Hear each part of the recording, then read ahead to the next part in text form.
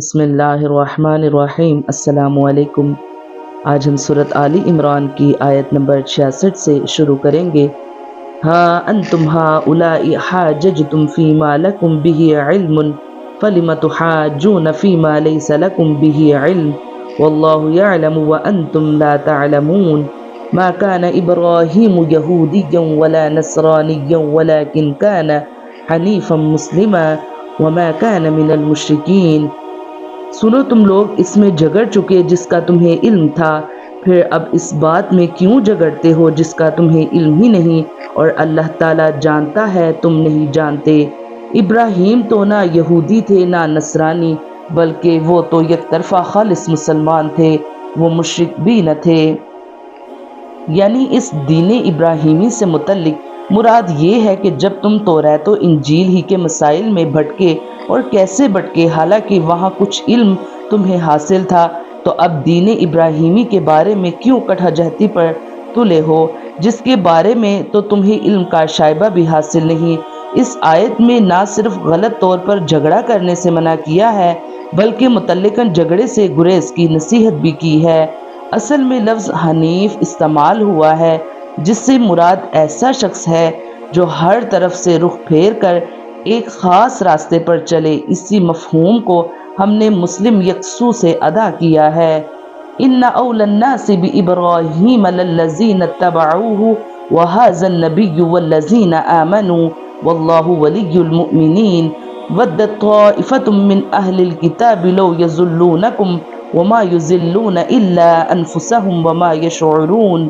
سب لوگوں سے زیادہ ابراہیم سے نزدیک تر وہ لوگ ہیں جنہوں نے ان کا کہا مانا، اور یہ نبی اور جو لوگ ایمان لائے، مومنوں کا ولی اور سہارا اللہ ہی ہے۔ اہل کتاب کی ایک جماعت چاہتی تھی کہ تمہیں گمراہ کر دے، دراصل وہ خود اپنے آپ کو گمراہ کر رہے ہیں اور سمجھتے نہیں۔ اہل حق سے تعلق اور تقریب کا انحصار اس پر نہیں کہ آپ ان سے اپنی وابستگی کے طویل و عریض دعوے کریں، بلکہ اس کا دار و مدار ان کی سچی پیروی پر ہے۔ جس نے ان کے پیغام کو دل سے قبول کیا اور زندگی بھر اس پر کاربند رہا، وہی ان سے قریب ہے، وہی ان کا دوست ہے۔ اسی لیے قرآن حکیم نے تصریح کر دی کہ حضرت ابراہیم علیہ السلام سے تقرب کا شرف یا ان لوگوں کو حاصل ہے جو ان پر ایمان لائے اور ان کی پیروی کی، یا اس نبی کو جس نے دین ابراہیمی کو نئی زندگی اور تازہ قوت بخشی، اور یا اس کے جانباز غلاموں کو جو ابراہیمی مشن کو سربلند کرنے کے لیے ہر قربانی دینے کے لیے آمادہ ہیں۔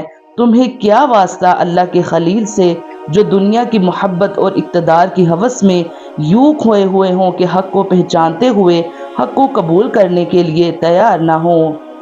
اہل کتاب حضور اکرم صلی اللہ علیہ وآلہ وسلم پر ایمان لاتے، لیکن ایمان لانا ان کی ضد اور عناد کی یہ حالت ہے کہ جو راہ راست پر چل رہے ہیں ان کے متعلق بھی ان کی آرزو یہ ہے کہ وہ بھٹک جائیں۔ اگر وہ ان کا مذہب قبول نہیں کرتے تو کم از کم مسلمان تو نہ رہیں۔ اسی لیے مسلمانوں کو اسلام سے بدظن اور برگشتہ کرنے کے لیے سارے جتن کرتے، اس کے سامنے طرح طرح کے شبہات پیش کرتے، الزامات تراشتے۔ اللہ تعالیٰ فرماتا ہے کہ وہ اس ناپاک مقصد میں تو کبھی کامیاب نہیں ہو سکتے، البتہ وہ اپنے نامہ اعمال کی سیاہی میں ضرور اضافہ کر رہے ہیں اور بے خبری میں اپنے آپ کو ہلاکت کے گھڑے میں پھینک رہے ہیں۔ یا اہل الکتاب لم تکفرون بآیات اللہ وانتم تشہدون یا اہل الکتاب لم تلبسون الحق بالباطل وتکتمون الحق وانتم تعلمون۔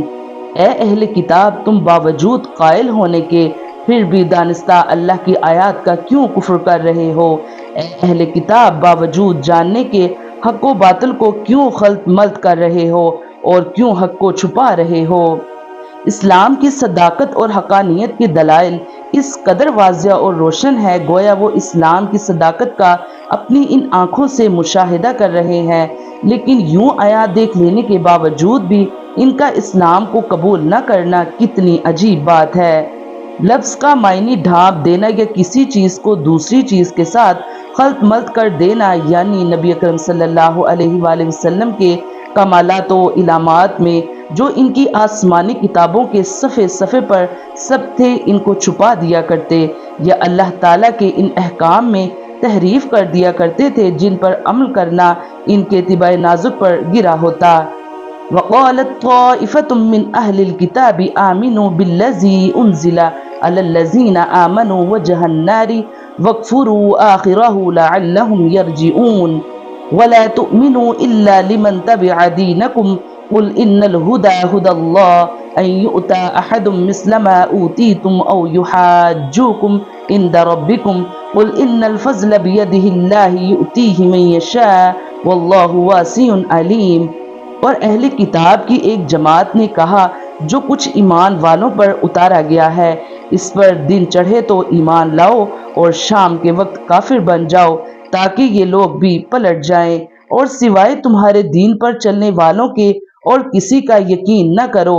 آپ کہہ دیجئے کہ بے شک ہدایت تو اللہ ہی کی ہدایت ہے، اور یہ بھی کہتے ہیں کہ اس بات کا بھی یقین نہ کرو کہ کوئی اس جیسا دیا جائے جیسا تم دیے گئے ہو، یا یہ کہ یہ تم سے تمہارے رب کے پاس جھگڑا کریں گے۔ آپ کہہ دیجئے کہ فضل تو اللہ تعالیٰ ہی کے ہاتھ میں ہے، اور جسے چاہے اسے دے دے، اللہ تعالیٰ وسعت والا اور جاننے والا ہے۔ بعض یہودیوں نے مسلمانوں کو اسلام سے برگشتہ کرنے کے لیے یہ اسکیم بنائی تھی کہ ان میں سے کچھ لوگ صبح کے وقت اسلام لانے کا اعلان کر دیں اور پھر شام کو یہ کہہ کر اسلام سے پھر جائیں کہ ہم نے حضرت صلی اللہ علیہ وآلہ وسلم کو قریب سے جا کر دیکھ لیا، آپ وہ پیغمبر نہیں ہیں جن کی خبر توریت میں دی گئی تھی۔ ان کا خیال تھا کہ اس طرح کچھ مسلمان یہ سوچ کر اسلام سے برگشتہ ہو سکتے ہیں کہ یہ لوگ جو توریت کے عالم ہیں جب اسلام میں داخل ہونے کے بعد بھی اس نتیجے پر پہنچے تو ان کی بات میں ضرور وزن ہوگا۔ اصل میں لفظ واسع استعمال ہوا ہے جو بالعموم قرآن میں 3 واقعہ پر آیا کرتا ہے۔ ایک وہ موقع جہاں انسانوں کے کسی گروہ کی تنگ خیالی اور تنگ نظری کا ذکر آتا ہے اور اسے اس حقیقت پر متنبہ کرنے کی ضرورت پیش آتی ہے کہ اللہ تمہاری طرح تنگ نظر نہیں ہے۔ دوسرا وہ موقع جہاں کسی کے بخل اور تنگ دلی اور کم حوصلگی پر ملامت کرتے ہوئے یہ بتاتا ہے کہ اللہ فراخ دست ہے، تمہاری طرح بخیل نہیں ہے۔ تیسرا وہ موقع جہاں لوگ اپنے تخیل کی تنگی کے سبب سے اللہ کی طرف کسی قسم کی محدودیت منسوب کرتے ہیں اور انہیں یہ بتانا ہوتا ہے۔ اللہ تعالی ہمیں قرآن پاک پڑھنے کی، اس کو سمجھنے کی اور اس پر عمل کرنے کی توفیق عطا فرمائے، آمین یا رب العالمین۔